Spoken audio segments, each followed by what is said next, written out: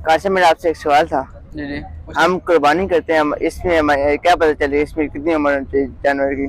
माशाल्लाह भाई ने बड़ा अच्छा सवाल किया है कि जानवर हम कुर्बान करते हैं तो उसकी कुर्बानी जो है उसकी उम्र कितनी होनी, जानवर की उम्र कितनी होनी चाहिए। तो मैं आपको बताता चलूँ कि हम जब कुर्बानी का जानवर ख़रीदते हैं तो उनमें उम्रों की तादाद मुख्तलिफ होती है। अब अगर आप बैल करना चाहते हैं, ज़िबा करना चाहते हैं, तो बैल की उम्र कम से कम जो है वो 2 साल होना लाजमी है। 2 साल से कम होगा तो उसकी कुर्बानी नहीं होगी। अगर 2 साल से बड़ा है तो उसकी कुर्बानी हो सकती है, बल्कि अफजल भी है। और अगर आप ऊँट करना चाहते हैं तो ऊँट की जो जानवर की कुर्बानी है, ऊँट की कुर्बानी की उम्र जो है वो है 5 साल। तो अगर ऊँट आप करते हैं तो उसकी उम्र 5 साल होना लाजमी है। अगर 5 साल से कम होगा उसकी उम्र होगी तो उसकी कुर्बानी नहीं होगी। आ जाते हैं बकरे पर। अगर आप बकरा कुर्बान करना चाहते हैं तो उसकी उम्र कम से कम 1 साल होना ज़रूरी है।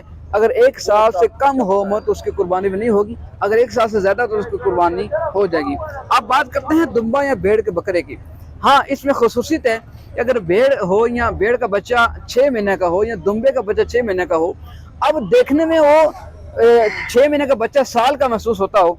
अब देखने में फरबा है, अच्छा खासा मोटा ताज़ा है, लगता साल का है लेकिन उम्र 6 माह की है।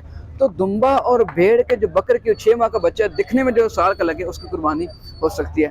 आपने कुर्बान जानवर खरीदना है, इसमें ख्याल कीजिएगा कि आप जो मैंने उम्रें बताई हैं, उम्र कम से कम जानवर की पूरी होनी चाहिए। अगर उम्र पूरी नहीं होगी तो आपकी कुर्बानी नहीं होगी। अपनी कुर्बानी का ख्याल कीजिएगा।